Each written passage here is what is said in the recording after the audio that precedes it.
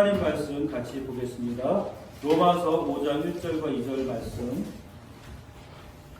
로마서 5장 1절과 2절 말씀 같이 읽겠습니다.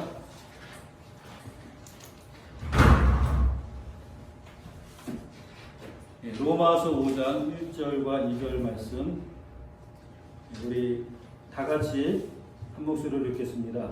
그러므로 너희가 믿음으로 구원하심을 받았으니 우리 주 예수 그리스도로 말미암아 하나님과 화평을 누리자.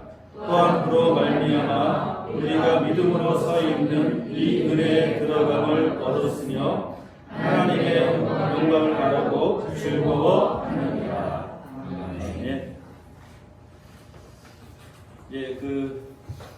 이청준이라고 하는 소설가가 쓴 미량이라고 하는 게 있는데 이게 이제 영화로 만들어졌습니다. 이 전도연이 이제 주인공 역할을 맡아서 이 많은 사람들이 영화를 봤는데 이 영화를 보면은 좀 기독교를 약간 기독교의 어떤 용서 이런 문제를 다루는데 기독교를 어떠한 본질을 잘 알지 못하는 그런 내용이 그 안에 이제 담겨져 있어서 이 영화 속에서 말하는 이 용서의 의미가 기독교에서 말하는 용서의 개념과는 굉장히 다른 모습을 가지고 있는 것을 보았습니다.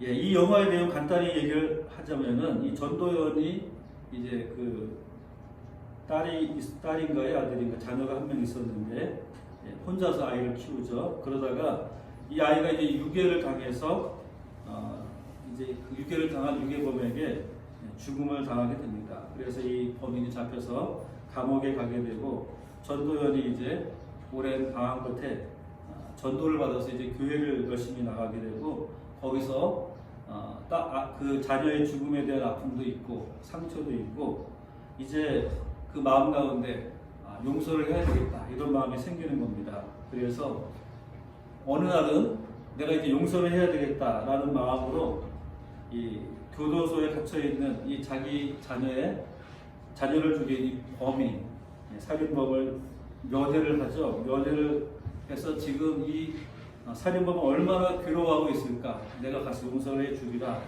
라는 마음으로 이제 갔죠. 이제 갔는데 그 감옥에 있는 살인범이 너무나 평안하게 얼굴을 이제 보이면서 나는 이곳에서 기독교를 믿게 되었고 그래서 내가 하나님 앞에 나의 모든 죄가 용서함 받았다 이렇게 이제 얘기를 하는 겁니다. 이 모습을 본 이제 전도연이 이전에 가졌던 마음, 내가 이 사람을 용서하리라, 얼마나 괴로워하고 있을까, 내가 용서하리라. 그래서 이 사람의 마음의 괴로움을 덜어주리라 이런 마음으로 찾아갔는데 오히려 자기가 만나서 용서하기도 전에 이 사람이 기독교를 믿었다고 하면서 나는 하나님으로부터 용서를 받았습니다. 뭐 이러면서 평안한 모습을 보이는 이것을 보니까 완전히 그냥 이 사람이 이 전도연이 돌아서 이제 그게 자기 자신 가졌던 마음이 돌변하여서 이제 내가 용서하지도 않았는데 누가 당신은 어떻게 그렇게 용서를 받았다고 하느냐 뭐 이런 식으로 하는 그런 내용입니다. 기독교 용서에 대해서 잘 모르고 또 알지 못한 가운데 어쩌면은 이 기독교를 비판하는 그런 내용의 책이고 영화였던 것이죠. 기독교 용서라고 한다면 만약에 이 사람이 진정으로 이 전도연의 자식을 죽인 이 범인이 진정으로 용서를 하나님으로부터 받았다고 한다면 그 아이 자기가 죽인 그 아이의 어머니를 만나서 그 앞에서 그 어머니에게 그렇게 당당하게 아니면 태연하게 있을 수가 있겠습니까? 아마도 진정한 용서를 경험한 사람이라고 한다면 자기가 죽인 아이의 어머니를 만났다면 정말 눈물을 흘리면서 용서를 구하고 눈물을 흘리면서 그 회개를 하지 않았을까? 그것이 바로 기독교 용서의 본질이 아닌가 이런 생각을 해보았습니다. 그러니까는 사실상 기독교의 진리를 잘 알지 못하는 사람이 기독교를 외적으로 보고서 그렇게 소설도 쓰고 영화도 만들었던 그런 내용이 바로 이 미랄이라고 하는 영화의 내용이었다라고 하는 것이죠. 자, 우리가 기독교라고 하는 것, 우리가 왜 예수를 믿어야 되고, 왜 우리가 기독교의 어떠한 진리가 중요하고, 복음이라고 하는 것들이 우리에게 정말로 없어서는 안 될 것인가? 복음이 우리에게 도대체 무엇을 가져다 주길래 우리는 복음을 믿어야 되고, 그 복음을 또 듣지 못한 자에게, 알지 못하는 자에게 전해야만 하겠습니까? 오늘 우리 본문의 이 말씀을 보면은 우리가 믿음으로 말미암아 의롭다 하심을 얻었은즉, 우리가 믿음은 우리를 의롭게 하는 유일한 방법이다라는 사실을 로마서에서 누누이 강조하고 있습니다. 우리가 의롭게 되는 것, 그것은 우리의 힘으로는 불가능한 일이라는 것이죠.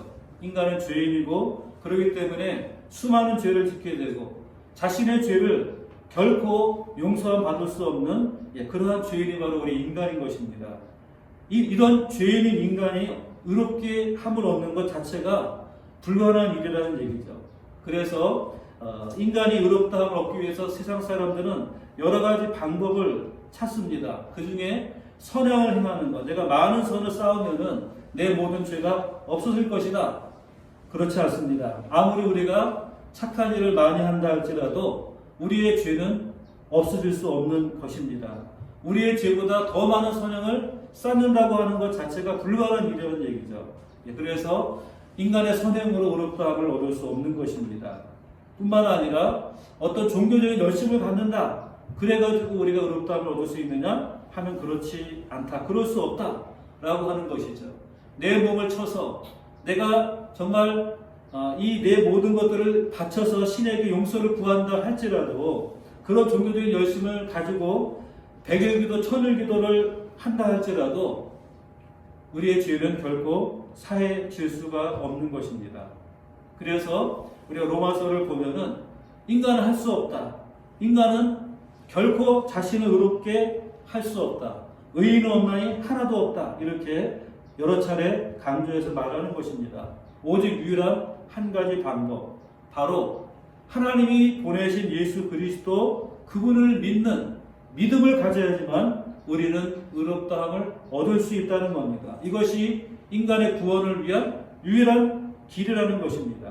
예수를 믿는 것, 이 믿음으로 말미암아 의롭다함을 얻지 않으면 그 누구도 의롭다함을 얻을 수 없다는 얘기죠. 그렇기 때문에 우리는 복음을 전하는 것이고, 예수를 믿는 것이고, 지금 이 시간도 우리가 예수 그리스도의 은혜를 누리며 구하는 그러한 삶을 사는 것입니다. 자, 그렇다면 믿음으로 의롭다 하심을 얻으면 어떤 일이 일어나는가, 어떤 결과가 나타나는가 하면은 그것이 오늘 본문의 1절과 2절에 있는 말씀입니다. 세 가지를 말씀해주고 있습니다. 제일 첫 번째 무엇이라고 말합니까? 우리가 믿음으로 의롭다함을 얻었은즉 하나님으로 더불어 화평을 누리자. 하나님으로 더불어 화평을 누리자, 이렇게 말씀해주고 있습니다. 첫 번째는 하나님으로 더불어 화평을 누리자.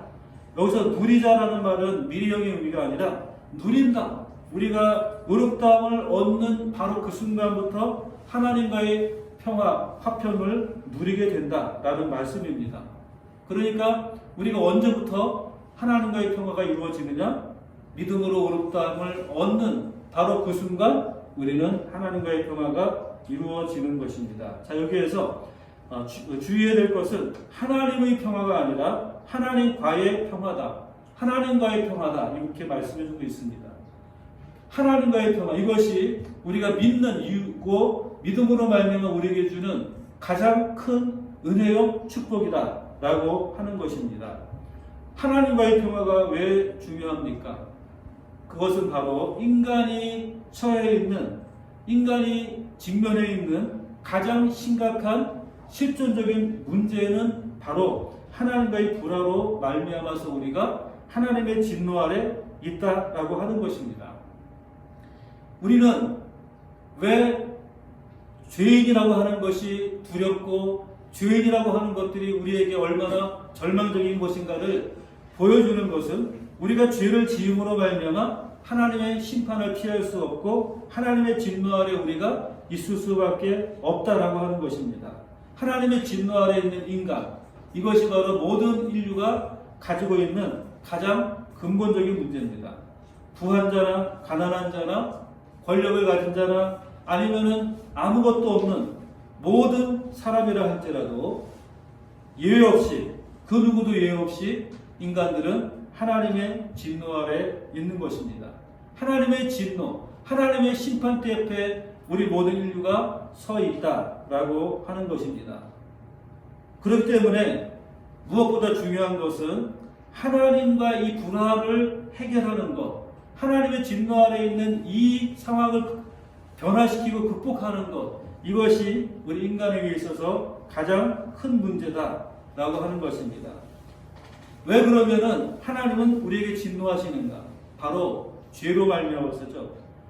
죄라고 하는 것은 바로 하나님의 법을 어기는 것입니다. 하나님의 뜻을 따르지 않는 것이 바로 죄이죠. 하나님의 뜻대로 살지 않고 하나님의 말씀대로 살지 않는 모든 인간들은 바로 하나님께 죄를 짓는 것입니다.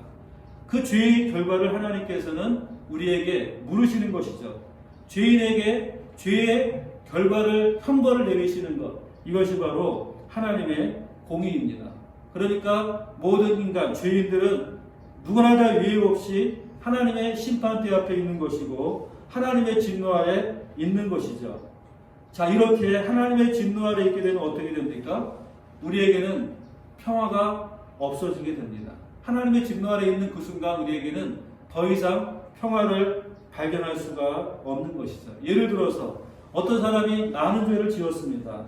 살인을 저지르고 악을 행하고 이 사람이 붙잡혀서 재판을 받게 되죠.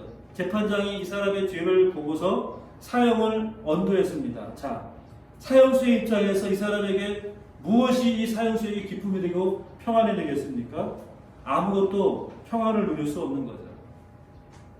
이와 같이 모든 인류는, 하나님을 떠난 모든 인간들은 다 평화 없는 삶을 사는 겁니다.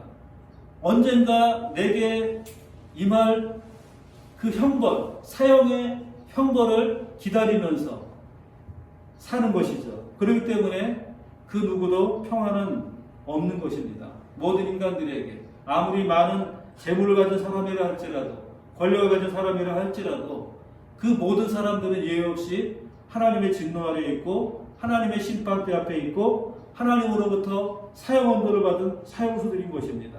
그렇기 때문에 그의 부여와 권력이 그를 평화롭게 하지 못합니다. 그를 자유롭게 할 수가 없는 것이죠. 바로 이것이 인간이 가지고 있는 가장 근본적인 문제인 것입니다.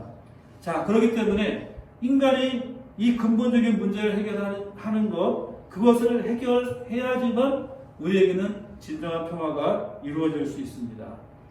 이 인간의 가진 근본적인 문제, 하나님과의 불화, 하나님의 진노 아래 있는 이 문제를 해결하는 길이 바로 이 복음이고 믿음의 길이라는 것이죠. 믿음으로 말미암아 우리는 의롭다함을 얻게 되었고, 의롭다함을 얻은 자는 하나님과 더불어 화평을 누린다. 평화를 누릴 수 있는 그런 관계가 형성이 되었다라고 하는 것입니다. 이것은 다시 말하면 지금 많은 죄를 짓고 사형 언도를 받고 사형을 기다리는 죄수가 어느 날 사면장을 받는 것과 마찬가지입니다. 사면장이 전달됐습니다. 너의 모든 죄를 다 사하노라. 너에게 내려진 사형의 언도가 이제는 무효화되었다. 너는 이제 자유인이다. 이런 문서를 받는다면 이 사람이 얼마나 기쁘고 얼마나 정말 뛸 듯이 즐거운 그런 마음을 가질 수 있겠습니까? 바로 이것이 믿음으로 말미암아 우리에게 이루어진 일이라 하는 것입니다. 하나님과 불화한 관계, 하나님과 더불어 이 하나님의 진노 아래에 있는 인간의 모든 죄가 사함받고 그 죄가 사함받는 그 순간 나는 자유인이 되는 것입니다. 더 이상 사형수가 아니라 사형의 집행을 기다리는 죄수의 신분이 아니라 자유인으로서 진정한 자유를 누릴 수 있게 되었다 하는 것이죠. 이것이 바로 하나님과의 평화입니다. 하나님과의 평화가 이루어지지 않는 한 인간은 결코 자유로울 수가 없습니다. 인간은 결코 평안을 누릴 수가 없는 것입니다. 그래서 우리가 믿음으로 의롭다 하심을 얻었을 때 제일 먼저 우리에게 주어지는 큰 복이 무엇이냐? 하나님과 더불어서 평화를 누리는 것입니다. 하나님과 이제는 더 이상 원수 관계가 아닌 것입니다. 하나님이 바로 우리의 아버지가 되시고 하나님이 우리와 함께 계시는, 우리가 하나님을 대적하는 자가 아니라 우리가 하나님 편이 되고 하나님이 나의 편이 되는 그러한 관계로 바뀌어지는 것, 이것이 바로 믿음으로 의롭다 하심을 얻을 때 일어나는 가장 중요한 결과이다라고 하는 것이죠. 죄라고 하는 것은 우리에게 평화를 빼앗아 갑니다. 죄를 짓고 그 죄에 대한 죄책감에 시달릴 때 우리는 마음에 평화가 없는 것을 경험하게 됩니다. 많은 죄를 지은 사람들이 그 죄로 말미암아서 두려움과 공포 가운데 살게 되는 것을 보죠. 왜냐하면 죄라고 하는 것은 반드시 죄책감을 유발하기 때문에 그런 것입니다. 그래서 바울이 로마서 7장에서 죄를 깨닫게 되었을 때 그가 무엇이라고 말합니까? 오라 나는 공고한 자로다. 누가 이 사망의 몸에서 나를 건져내랴. 이렇게 탄식하는 사람을 보여주고 있는 것입니다. 우리가 죄인이라고 하는 사실, 죄가 나를 지배하고 있다는 사실을 깨닫게 되었을 때 우리는 결코 평화를 누릴 수 없습니다. 공고한 가운데 살아갈 수밖에 없는 것이죠. 그래서 누가 이 사망의 몸에서 나를 건져내랴 이렇게 탄식할 수밖에 없는 것, 바로 이것이 죄인의 모습이라고 하는 것입니다. 아무리 호화로운 궁전에 산다 할지라도 죄가 해결되지 않는 모든 인간들은 다 이와 같이 죄의 두려움과 공포 가운데 살아갈 수밖에 없는 것입니다. 이러한 자들에게 필요한 것이 무엇입니까? 바로 하나님과의 평화, 하나님과 더불어 평화를 누리는 이것이야말로 우리를 진정한 자유인으로 살아갈 수 있게 하는 것입니다. 그래서 예수님께서 진리를 알지니 진리가 너희를 자유롭게 하리라. 진리가 무엇입니까? 바로 예수 그리스도, 그분이 진리이시고 예수 그리스도가 우리를 위해 오셨고 우리를 위해서 우리 죄를 대신해서 십자가에 죽으셨고 그를 믿는 자마다 그 모든 죄가 사함받게 된다는 것을 믿는, 바로 이 믿음이 바로 진리인 것입니다.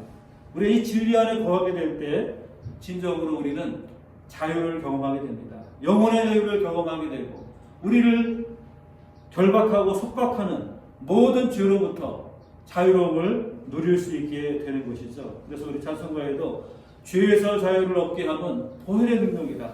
죄가 우리를 결박하고 속박하는데 이 죄에서 자유를 누리는 것, 그렇게 만드는 것이 바로 그리스도의 보혈의 능력이라고 하는 것입니다. 우리가 주님의 보혈로 우리의 죄가 사함받게 되었을 때 하나님과 더불어 평화를 누리게 되는 것이죠. 하나님의 평화가 우리의 마음 가운데 자리 잡게 되는 것입니다. 또 우리가 믿음으로 의롭다 하심을 얻을 때 사단의 모든 송사를 다 막을 수 있습니다. 여러분, 사단은 어떤 존재입니까? 하나님 앞에서 우리를 고소하는 검사와 같은 존재입니다. 검사가 재판장에서 열심히 재판관에게 무엇을 얘기합니까? 그 사람의 죄에 대해서 이야기하죠. 이 사람은 이러이러한 죄를 지었고 이러이러한 악을 행했고 이러이러한 잘못을 범했습니다. 열심히 죄를 고발합니다. 이것이 바로 사단이 하나님 앞에서 하는 일입니다. 사단이 우리에게 죄책감을 갖게 만들고 죄에 매이게 만드는 바로 이러한 역할을 하는 것이 바로 사단의 송사인데, 그런데 우리가 믿음으로 의롭다 하심을 얻게 되면 더 이상 우리는 사단이 송사를 그렇게 거기에 매이지 않을 수 있게 됐다라고 하는 것이죠. 사단이 우리를 송사한다 할지라도 우리는 예수 그리스도의 보혈로 깨끗이 씻김 받았다라고 선언할 수 있는 것입니다. 더 이상 사단의 이러한 송사에 매이지 않고 내 마음 가운데 그 어떠한 두려움도 어떠한 공포도 우리가 거기에 매이지 않을 수 있는 그러한 은혜를 하나님께서 우리에게 주시는 것입니다. 바로 그것이 하나님으로 더불어 화평을 누리는 것. 어떤 자에게요? 믿음으로 의롭다 하심을 얻은 자들, 그들은 하나님과 이제는 평화의 관계가 되었다. 하나님과 대적자였다가 이제는 하나님과 우리가 같은 편이 되었다. 하나님과 우리 사이에 더 이상 막힌 담이 없어지고 평화로운 관계가 형성되었다라는 사실을 우리는 분명히 알 수 있는 것입니다.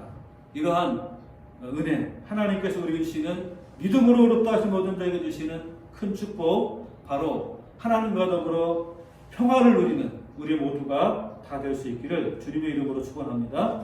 예, 두 번째로는 무엇입니까? 우리가 믿음으로 의롭다 하심을 얻음으로 말미암아 하나님과 평화를 누릴 뿐만 아니라 그 다음에 뭐죠? 믿음으로써 하나님께 나아가는 그런 축복을 받게 되었다라고 하는 것입니다.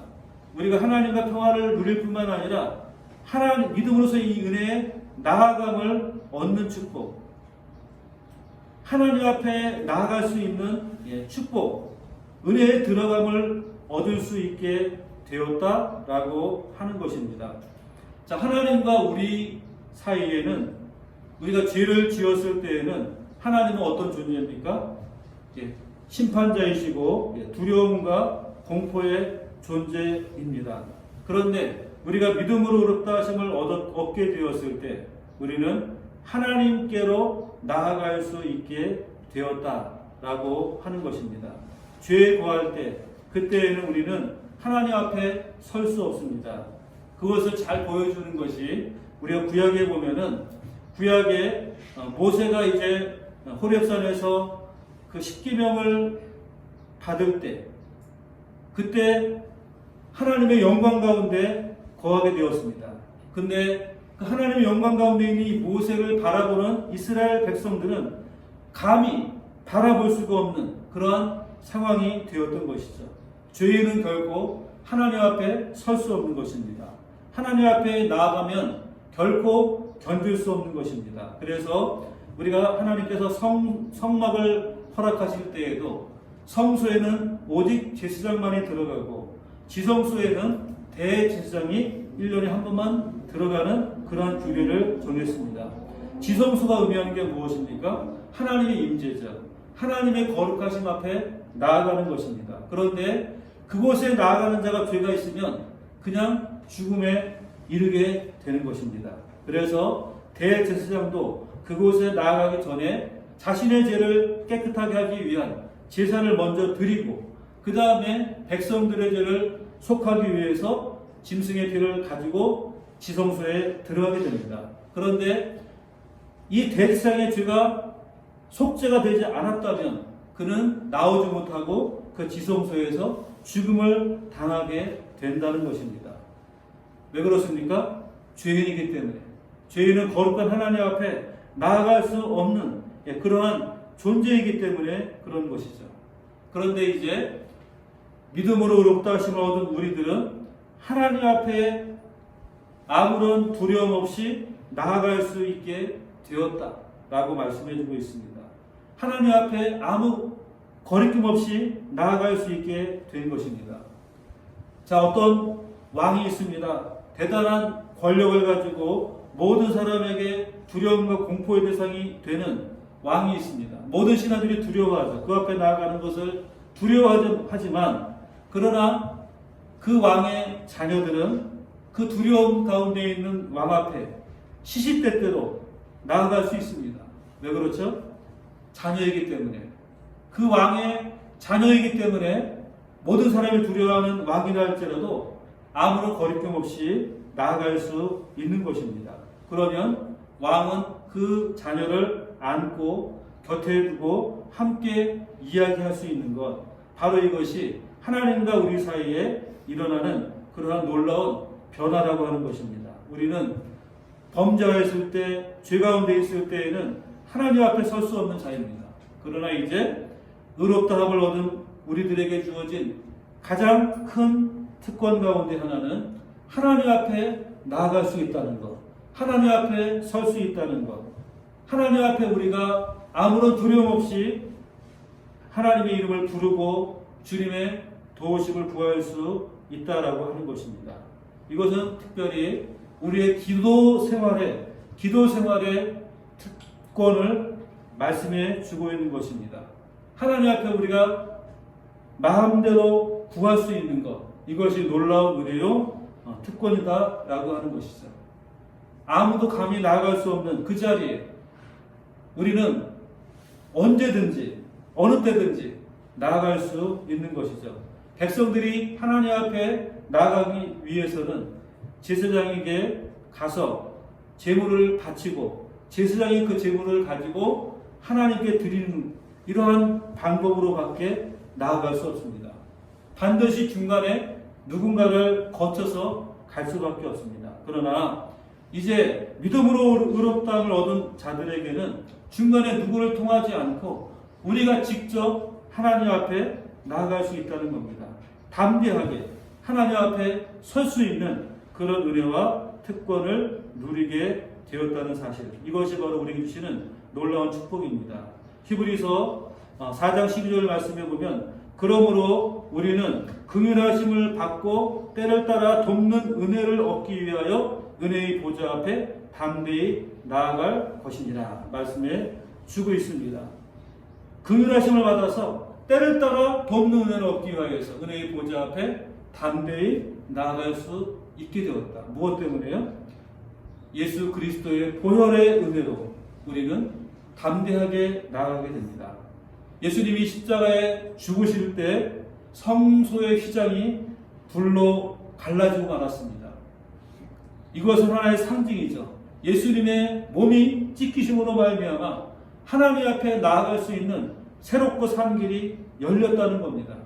오직 그곳은, 그 길은 그리스도의 보혈을 힘입은 자만이 나아갈 수 있는 길이죠. 보혈로 말미암아 죄 씻음을 받은 자들만이 하나님께로 나아갈 수 있는 그 길을 하나님께서 마련하셨고 예수님께서 자신의 몸을 찢어서 그 길을 열어주신 겁니다. 바울이 서 있다라고 이렇게 표현해 주고 있는 것은 신앙의 절대적인 확신을 의미해 주고 있습니다. 이 모든 것들이 우리에게 앞으로 주어질 일이고 또 막연한 소망이 아니라 이미 우리에게 주어진 그러한 아주 놀라운 사건임을 말씀해 주고 있는 것입니다. 그래서 우리는 언제든지 은혜의 보좌 앞에 담대히 나아가 우리의 모든 간구를 하나님께 드릴 수 있는 이런 놀라운 축복과 특권을 가지게 되었다 하는 것입니다. 그래서 첫 번째 축복, 하나님과 더불어 평화를 누리는 것, 이것은 내가 예수를 믿은 그 시점부터 우리에게 주어진 그러한 축복이죠. 내가 믿은 그 순간부터 이어지는 그런 축복이죠. 그러나 오늘 두 번째 이 축복, 믿음으로서 있는 이 은혜에 나아감을 입었다 라고 하는 이 축복은, 그것은 지금 우리가 누리는 하나님의 은혜요, 특권이요, 축복입니다. 자, 그런데 세 번째 축복은, 이것은 앞으로 우리가 경험할, 앞으로 우리가 누려야 되는 그런 축복을 말씀해 주고 있습니다. 바로 하나님의 영광을 바라고 즐거워하느니라, 이렇게 말씀해 주고 있습니다. 우리가 믿음으로 얻었다 하시면 얻었을 때 이제 우리에게 주시는 놀라운 축복이 바로 또 하나 있습니다. 하나님의 영광을 바라고 즐거워한다. 하나님의 영광, 여러분, 하나님의 영광이라고 하는 게 무엇이겠습니까? 우리가 영광이라는 말을 자주 사용하죠. 찬송에도 영광이라는 말들이 많이 나오고 있고, 하나님의 영광, 우리가 늘 사용하는 단어입니다. 그런데 이 영광이라는 것은 우리가 이 땅에서 경험하는 것과는 완전히 차원이 다른 것을 의미합니다. 하나님만이 가지고 있는 것, 하나님의 존재의 본질, 바로 그게 영광이죠. 하나님의 신성의 가장 그 본질적인 부분이 바로 이 영광이라는 것입니다. 그런데 이 영광을 바라고 즐거워한다. 이 영광을 볼 수 있는 자들이 바로 누굽니까? 이 자리에 앉아있는 여러분들입니다. 예수 그리스도를 믿는 자들, 믿음으로 의롭다 하심을 받은 자들만이 이 영광에 참여할 수 있게 되고 영광을 볼 수 있는 자라는 것입니다. 하나님의 영광, 이 하나님의 영광이라는 이 놀라운 이유는 우리의 구원의 궁극적인 목적이 무엇인가? 그것은 단지 우리가 예수를 믿으면 천국 가게 될 것이다, 이것으로 끝나는 것이 아니라는 겁니다. 하나님의 영광은 우리의 구원의 본질입니다. 하나님의 아들을 보내셔서 우리를 위해 죽게 하심은 그 아들을 본받아서 우리로 하여금 하나님의 형상을 닮은 친아들이 되게 하기 위해서라고 말씀해 주고 있습니다. 우리로 하여금 아들 되게 하기 위해서, 친아들의 형상을 본받는 자 되게 하기 위해서 우리를 택하셨다, 우리를 구원하셨다라고 말씀해 주고 있습니다. 그래서 우리가 로마서 8장 29절에는 미리 정하신 자들을 택하시고 택하신 자들을 의롭다 하시고 의롭다 하신 자들을 어떻게 한다고요? 영화롭게 하셨느니라 말씀해 주고 있습니다. 의롭다 하신 그들을 영화롭게 하셨다, 영화롭게 하셨다라는 게 바로 우리를 하나님의 형상과 같은 그런 형상으로 만드셨다는 사실을 의미하는 겁니다. 하나님의 영광스러운 형상, 그 하나님의 영광의 형상에 우리가 동참하게 되어짐을 말씀해 주고 있습니다. 그래서 하나님의 영광, 이것은 누구만이 볼 수 있는가? 바로 믿음으로 의롭다 하심을 얻은 그들만이 이 하나님의 영광에 참여할 수 있게 되고 하나님의 영광을 볼 수 있게 되고 하나님의 영광 가운데에서 우리들이 하나님의 영광의 형상으로 변화되어져 가게 됨을 말씀해 주고 있는 것입니다. 성경에는 이 하나님의 영광에 대해서 군데군데 묘사해 놓은 내용이 있습니다. 모세가 십계명을 받을 때 그곳에서 하나님의 영광 가운데, 하나님의 임재 가운데 십계명을 받았습니다.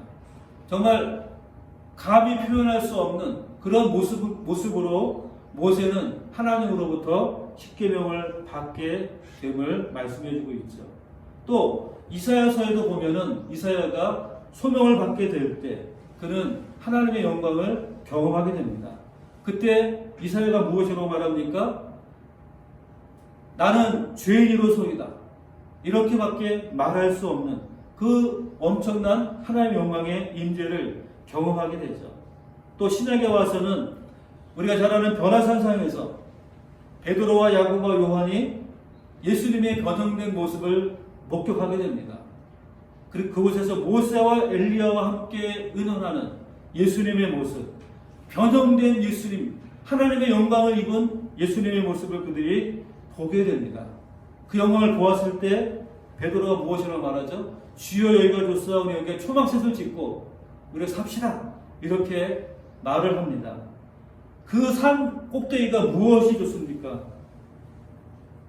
그런데 세상의 것들은 아무것도 없고 황폐한 그곳이지만 그곳에서 그는 하나님의 영광을 보았기 때문에, 하나님의 영광의 위대함을 보았기 때문에 우리 세상에 내려가지 말고 이곳에서 그냥 머물러 삽시다라고 그렇게 예수님께 말했던 것을 우리는 보게 됩니다. 영광은 우리 구원의 궁극적인 목적입니다. 하나님의 영광 가운데 우리 자신도 영광의 모습으로 변화되어질 것임을 약속해 주고 있는 것입니다. 그래서 사도 바울도 우리에게 이 구원의 놀라운 은혜와 축복을 말하면서 우리는 영광 가운데 영광으로 변화되어질 것임을 말씀해 주고 있습니다. 우리가 고린도후서 3장에 보면은 그곳에 없어질 영광과 영원히 있을 영광을 비교하여 말합니다. 모세가 입은 영광, 그것은 그냥 없어질 영광에 불과한 것이죠.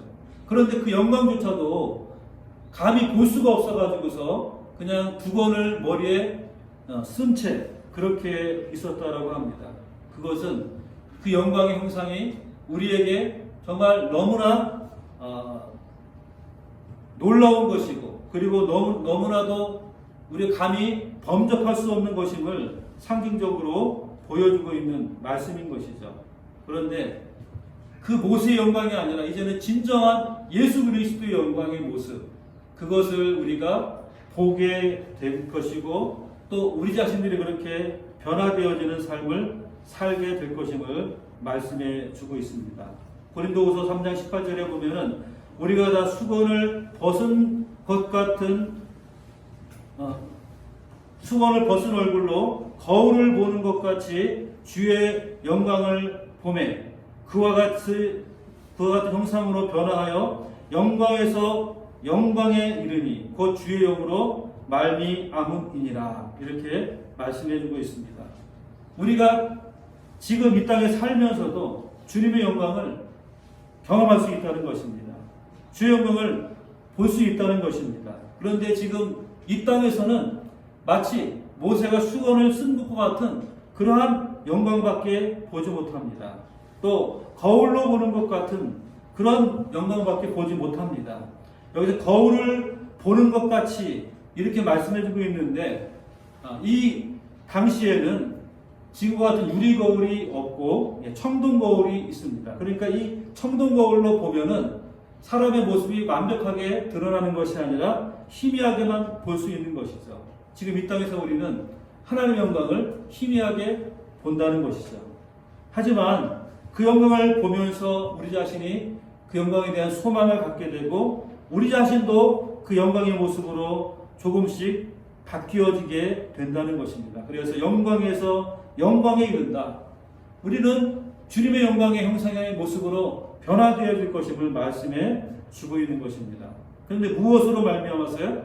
주의 영으로 말미암아서 성령께서 우리로 하여금 주님의 영광을 보게 하시고 경험하게 하십니다. 우리가 주의 영광을 본다면 세상의 영광은 사실 아무것도 아님을 알게 된다는 것이죠. 세상 사람들은 세상의 영광이 전부입니다. 세상의 영광을 위해서 살아갑니다. 세상의 영광을 추구하면서 살아갑니다. 그러나 하나님의 사람들, 믿음으로 거듭난 자들은 세상의 영광을 추구하며 살지 않습니다. 왜 그렇죠? 세상의 영광이 아무것도 아니라는 것을 알기 때문에 이미 우리는 주의 영광을 희미하게나마 본 자이기 때문에 그 영광이 얼마나 놀랍고 얼마나 위대한가를 알기 때문에 우리는 세상의 영광을 추구하고 그 영광을 얻기 위해 살아가지 않는다는 것이죠. 우리는 무엇보다도 주의 영광을 바라보는 은혜를 주님께 구해야 됩니다. 주님, 내가 세상의 영광이 아니라 주의 영광을 보게 해 주시옵소서. 주의 영광을 경험하게 해 주시옵소서. 믿음의 사람들이 경험했던 그 하늘의 영광을 나로 하여금 경험할 수 있도록, 볼 수 있도록 은혜를 내려 주시옵소서. 그래서 우리가 그 영광을 보았다고 한다면 이 세상의 영광, 거기에 우리의 눈길을 돌리지 않는 것입니다. 더 이상 세상의 것에 우리의 마음을 두지 않는 것입니다. 그냥 주의 영광이 더 크고 세상의 영광보다 주의 영광이 더 위대하다 이렇게 설명해서 아는 것이 아니라 내가 직접 경험할 때, 내가 직접 주의 영광을 볼 때, 그 영광은 말할 수 없는 영광이구나. 세상의 것과는 비교할 수 없구나. 그것을 우리 스스로 느끼게 되고 깨닫게 되는 은혜가 있습니다. 그런 은혜가 우리 모두에게 있기를 바랍니다. 주의 영광을 보면서 그 주의 영광이 얼마나 놀라운 것인지, 주님의 영광이 얼마나 우리를 변화시킬 그런 놀라운 능력인지를 우리가 경험하고, 그래서 이제는 세상의 것을 추구하는 삶이 아니라 주님의 영광을 따라 살아갈 수 있는 우리의 삶이 다 될 수 있기를 주님의 이름으로 축원합니다. 기도하겠습니다. 살아계신 아버지 하나님, 우리가 믿음으로 의롭다 하심을 얻게 되었을 때 우리에게 주시는 놀라운 은혜와 축복들 우리가 함께 살펴보았습니다. 하나님과 더불어 평화를 누리게 되고 또 믿음으로 서 있는 이 은혜에 들어가서 주님 앞에 언제나 나아갈 수 있는, 주님의 보좌 앞에 무시로 들어갈 수 있는 이 놀라운 은혜와 특권 주심을 감사합니다. 뿐만 아니라 하나님의 영광을 바라볼 수 있고 즐거워하고 또 그 영광의 형상에 따라 우리 자신들이 조금씩 주 영광을 닮아가게 되고 변화하는 그런 은혜를 우리에게 허락하여 주셔서 진정 세상의 영광이 아니라 하늘의 영광을 바라보는 귀한 주의 백성들 다 될 수 있도록 은혜 베풀어 주시옵소서. 예수님의 이름으로 기도드리옵나이다. 네.